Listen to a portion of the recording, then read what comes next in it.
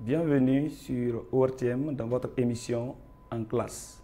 Aujourd'hui, je vais vous présenter une leçon sur les acides alpha-aminés en classe de terminale sciences exactes et de terminale sciences expérimentales. Tout d'abord, nous allons voir les objectifs visés par cette leçon. Après cette leçon, l'élève doit être capable d'identifier un acide alpha-aminé, de faire sa projection de Fischer, de synthétiser les peptides. Les acides alpha-aminés. Grand 1, nous allons voir quelques petits rappels. Premièrement, nous allons voir les acides carboxyliques. Un acide carboxylique est un composé organique possédant le groupement carboxylique COOH. Et vous avez vu aussi la leçon sur les amines. Nous avons défini une amine primaire comme un hydrocarbure renfermant le groupement amine NH2. Je dis bien les amines primaires. En substituant les deux atomes d'hydrogène sur l'atome d'azote, nous pouvons avoir les amines secondaires et les amines tertiaires. Grand 2. Nous allons voir maintenant la définition, la formule générale et la nomenclature des acides alpha-aminés. Premièrement, qu'est-ce que c'est qu'un acide aminé? Un acide aminé est un composé organique renfermant à la fois une fonction acide carboxylique, COOH, et une fonction amine primaire, NH2. Maintenant, lorsque les deux groupes, amine et carboxylique, sont portés par le même atome de carbone, l'acide est dit alpha-aminé. Nous allons voir maintenant en petit 2, formule générale et formule brute des acides alpha-aminés. La formule générale des acides alpha-aminés naturels est, vous avez la formule générale ici, RCH, NH2, COOH. Et le R est appelé résidu. Maintenant, dans les acides alpha-aminés naturels, le carbone qui porte les deux groupements NH2 et COH porte également un atome d'hydrogène. Maintenant, si le groupe R, qui est le résidu, est un alkyle, la formule brute de l'acide alpha-aminé sera alors CN H2N plus 1 NOD. Après maintenant, la formule générale et la formule brute, nous allons voir en petit 2 la nomenclature. La nomenclature des acides alpha-aminés. On nomme les acides aminés comme des acides carboxyliques. La fonction NH2 est considérée comme un ramifiant et nommé amino. Vous avez vu que dans les acides alpha-aminés, nous avons deux fonctions, la fonction carboxylique et la fonction amine.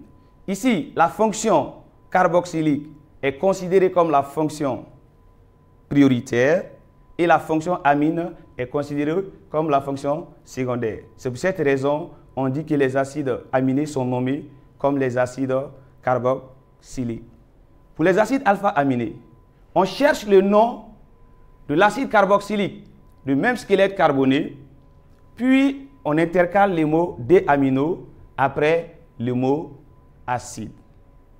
Mais il est à signaler que les acides alpha-aminés sont en général désignés par leur nom usuel en biochimie. Donc nous allons voir quelques exemples d'acides alpha-aminés. Nous allons donner leur nom dans la nomenclature officielle et nous allons donner leur nom biochimique. Premièrement, nous avons ici notre premier acide alpha-aminé. Vous voyez ici, nous avons un acide carboxylique qui a deux atomes de carbone, donc qui sera l'acide éthanoïque.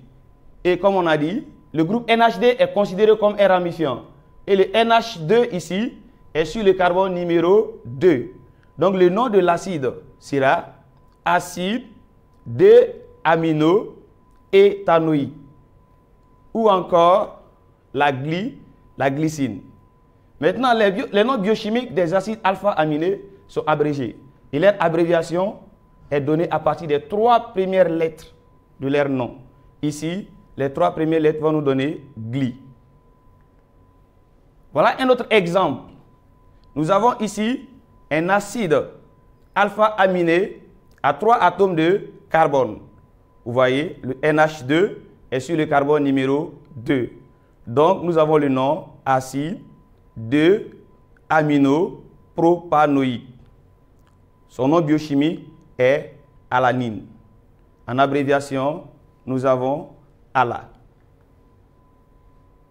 Nous avons un autre exemple ici. Un acide alpha-aminé à 4 atomes de carbone. Vous voyez ici, nous avons 2 ramifiants, le NH2 et le CH3. Dont le nom, ça sera acide 2-amino 3-méthylbutanoïque. Son nom biochimique est la valine, en abréviation VAL. Voilà un autre exemple d'acide alpha-aminé. À ce niveau, nous voyons que la chaîne principale a 5 atomes de carbone. Donc, le premier ramifiant est sur le carbone numéro 2 et le deuxième ramifiant est sur le carbone numéro 4. Donc, le nom, ça sera acide 2-amino 4-méthylpentanoïque. Et cet acide alpha-amino a pour nom biochimique leucine. En abréviation, ça donne le. Nous allons voir un dernier cas. Ici, nous avons un acide carboxylique, toujours la chaîne principale est à 5 atomes de carbone. Donc, l'acide 2-amino 3-méthylpentanoïque. Donc, son nom biochimique est isoleucine. Voilà comment on nomme les acides alpha-aminés.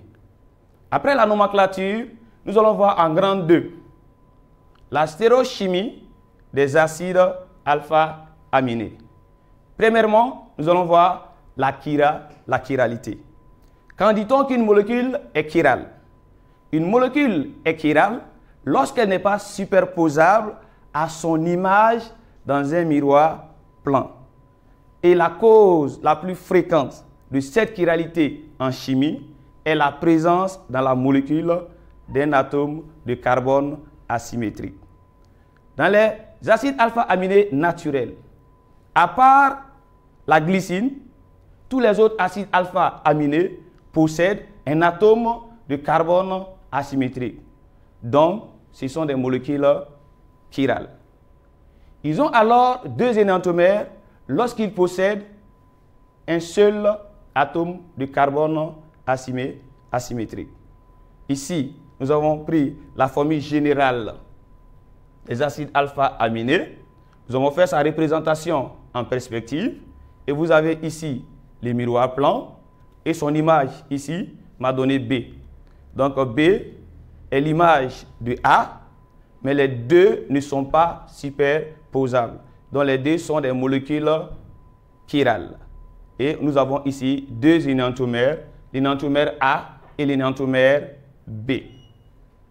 Après la chiralité, nous allons voir en petit 2. Configuration D et L des acides alpha-aminés.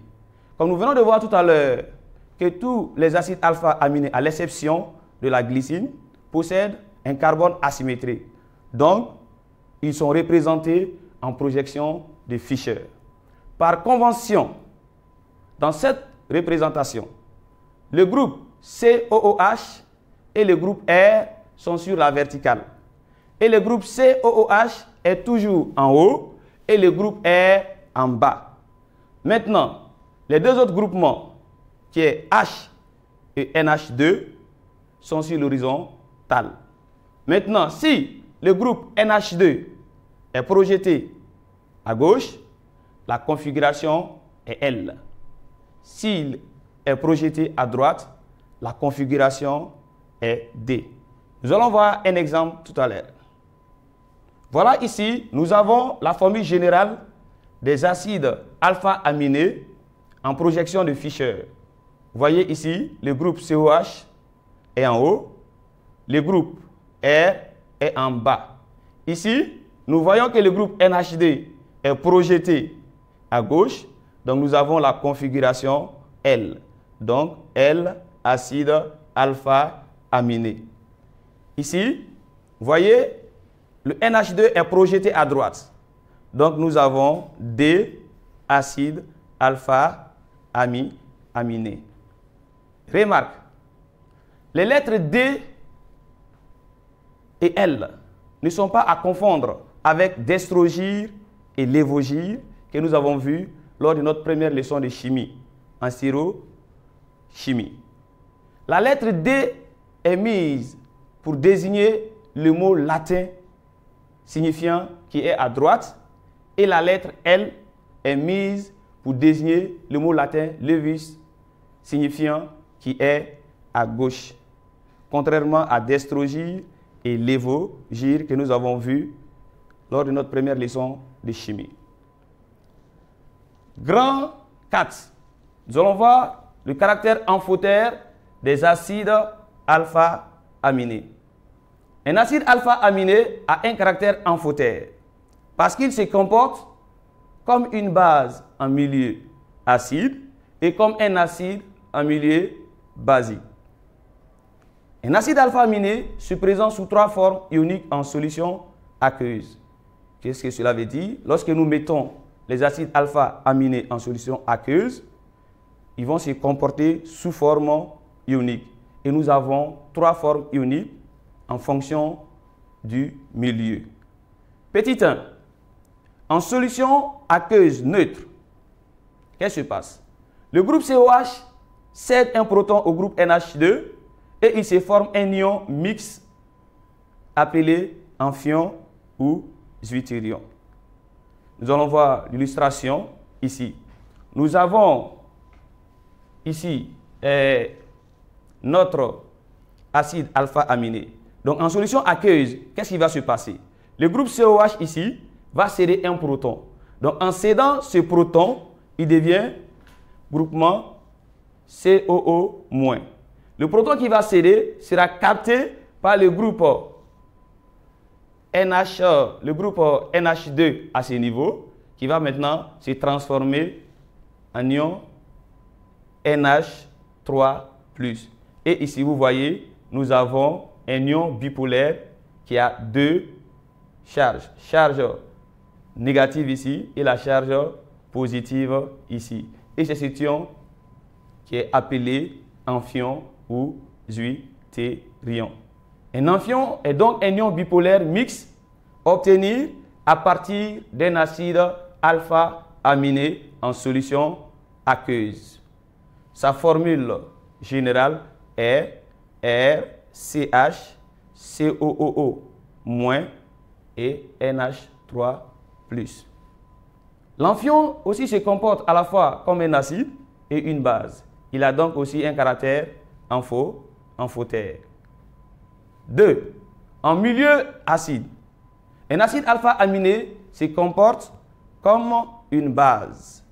Les ions H3+ nombreux en solution réagissent avec le groupe COH, COO- et il se forme un ion positif monovalent appelé cation. Ici, nous allons voir l'équation. À ce niveau, nous avons notre amphion en présence des ions H3O+. Nous avons dit que nous sommes en milieu acide.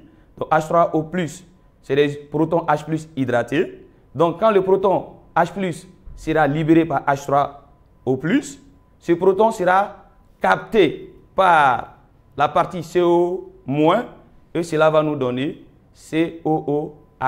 Et le signe- va disparaître. Et nous allons avoir maintenant un ion positif monovalent qui est un cation. Petit 3, en milieu basique, un acide alpha-aminé se comporte comme un acide. Les ions OH- qui sont capables de capter des protons H+, vont réagir avec le groupe NH3+, et il va se former un ion négatif monovalent appelé anion. Donc voilà ici l'équation. Nous avons notre amphion qui est à ce niveau, qui va réagir avec le groupe OH-. Comme c'est un milieu basique, c'est la partie NH3+ ici qui est considérée comme un acide, qui va céder un proton H+ à OH- pour former la molécule d'eau qui est dégagée à ce niveau.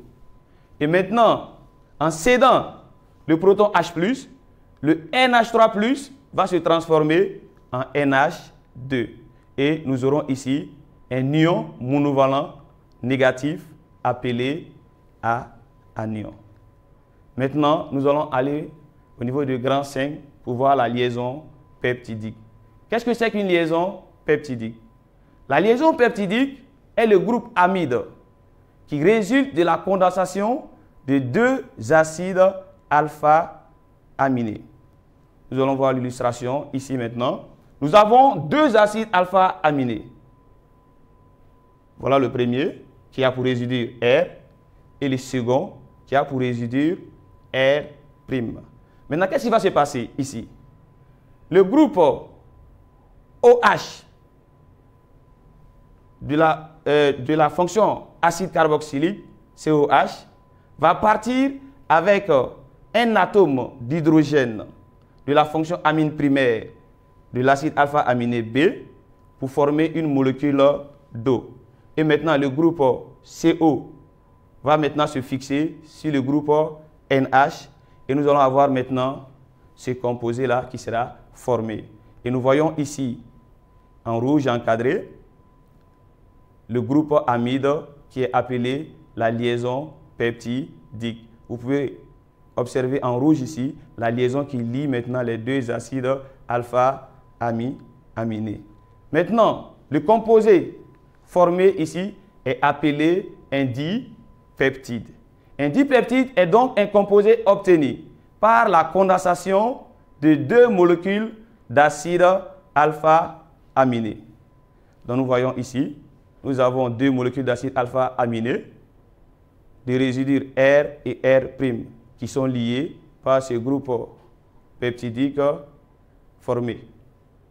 Donc après les peptides, nous allons voir maintenant les peptides ou polypeptides. Définition. Qu'est-ce que c'est qu'un peptide? Un peptide est un enchaînement d'acides alpha-aminés reliés par des liaisons peptidiques. Maintenant, comment on nomme les peptides? Nous allons voir d'abord la règle de nomenclature et après nous allons donner quelques exemples. On nomme les peptides avec les abréviations des noms usuels des acides alpha-aminés, les constituants, cités dans l'ordre en commençant par l'extrémité portant le groupe amine. On dit on nomme, c'est-à-dire les peptides, à partir des abréviations des acides alpha-aminés, c'est-à-dire les noms biochimiques.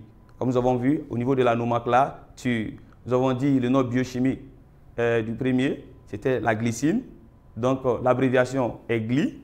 L'abréviation de alanine, c'est ALA. Donc nous allons voir maintenant quelques exemples. Voilà ici, nous avons un dipeptide, parce que le composé est formé de deux acides alpha-aminés. Vous voyez en bleu ici la liaison peptidique qui lie les deux acides alpha-aminés. Cet acide, ce peptide plutôt est constitué de la glycine et de l'alanine. Donc nous allons voir maintenant la nomenclature. On nomme les peptides à partir des noms biochimiques, mais en commençant au niveau du groupe NH2 et en citant dans l'ordre. Si nous commençons par le groupe NH2, nous voyons que nous avons d'abord la glycine. L'abréviation, c'est GLY, ici. Et après, nous revenons au niveau de l'alanine, dont l'abréviation est ALA. Donc le nom de ce dipeptide est glyala. Nous allons voir un autre. Voilà ici un acide alpha-aminé, dont le NH2 est à ce niveau. Si nous commençons ici, nous allons voir que nous aurons gly et ala. Donc ça veut dire que c'est le même composé que ici. Seulement, nous avons changé la manière d'écriture. Voilà un autre dipeptide que nous allons nommer. Nous allons voir ici, au niveau de NH2, la partie, ça c'est l'alanine. Et ce côté-là, c'est la glycine. On commence toujours à partir du groupement NH2. Donc nous allons avoir le nom ala-gly. Donc nous allons voir un dernier. Ici, nous avons un peptide constitué de 3 acides alpha-aminés. Donc nous avons mis les noms des différents acides alpha-aminés. Nous avons en premier lieu la valine, l'alanine, et maintenant nous avons la glycine. En commençant à citer au niveau de NH2, le nom sera val ala gly. Donc voilà le nom de ce peptide. Après la nomenclature des peptides, nous allons voir maintenant les protéines. Les protéines proviennent de la condensation de plus de 50 molécules d'acides alpha-aminés. Nous pouvons dire que les protéines sont des peptides. Lorsque le nombre d'acides alpha-aminés atteint un certain nombre, maintenant on les appelle les protéines. Maintenant, la formule générale des protéines est, comme vous voyez ici, les tirets en bleu nous montrent les liaisons entre les différents acides alpha-aminés qui constituent notre protéine. Donc R1 et R2 et R3 sont des résidus. Maintenant, mécanisme de synthèse d'un dipeptide. Lorsque nous voulons synthétiser un dipeptide AB, parce qu'il y a la possibilité d'avoir le dipeptide AB ou le dipeptide BA. Mais nous voulons seulement synthétiser les dipeptides AB. Nous avons commencé par A. Donc ça veut dire que le groupement NH2 de A n'a pas réagi. Et le groupement COH de B aussi n'a pas réagi. Donc pour former que le dipeptide AB, nous allons procéder comme suit. Premièrement, on bloque la fonction amine de A en la transformant en amide. Et on active sa fonction carboxylique en la transformant en chlorure d'acide. Donc nous allons voir maintenant l'équation. Pour transformer le groupement amine en amide, il faut faire réagir le chlorure d'acide. Vous avez vu ça avec la leçon sur les acides carboxyliques. Et nous allons voir maintenant ici le groupement NH2 transformé en amide, donc bloqué. Et maintenant, on dit qu'on active le groupement COH en le transformant en chlorure d'acide. Pour transformer l'acide carboxylique en chlorure d'acide, vous avez vu ça aussi avec la leçon, dans la leçon plutôt des acides carboxyliques et dérivés. On fait réagir l'acide carboxylique sur le pentachlorure de phosphore ou sur le chlorure de thionyle. Ici, j'ai choisi le pentachlorure de phosphore. Donc, en faisant réagir le pentachlorure de phosphore sur le groupement carboxylique sera transformé en chlorure d'acide. Et donc, nous allons dire que le groupement COH a été activé.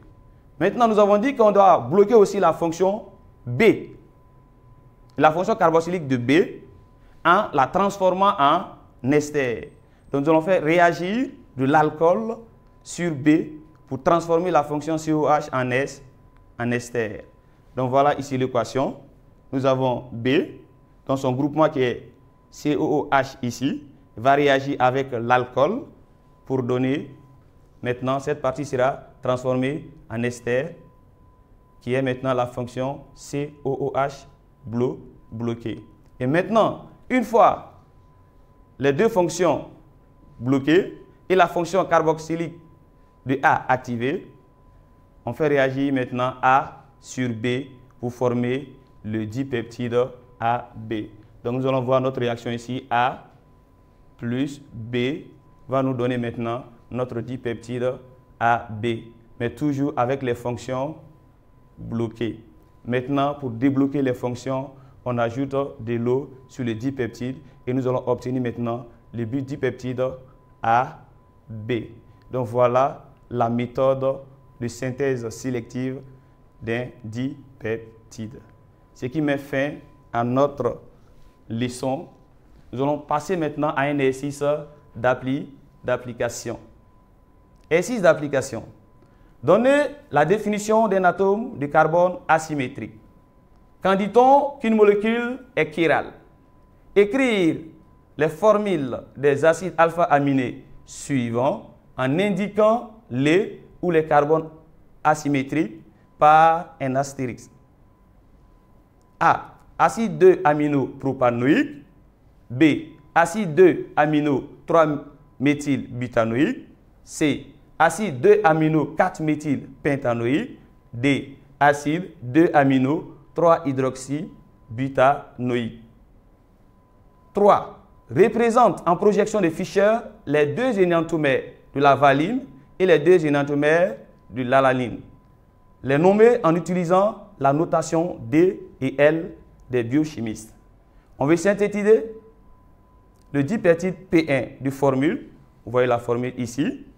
Petit a, donner les noms des deux acides alpha-aminés à utiliser. Petit b, comment doit-on procéder pour obtenir uniquement le dipeptide P1? Décrire les grandes étapes de la synthèse. Et en C, si la synthèse du dipeptide P1 est réalisée à partir d'un mélange racémique des deux acides alpha-aminés, combien de stéréoisomères de P1 obtiendrait-on? Résolution.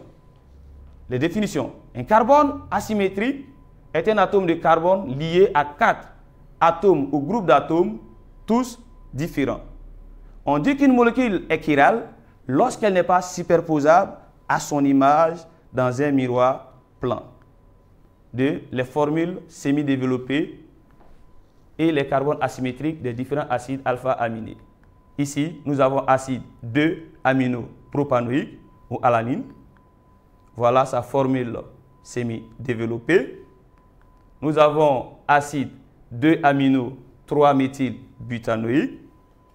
Voilà sa formule semi-développée. Et nous avons acide 2-amino-4-méthylpentanoïque de formule semi-développée.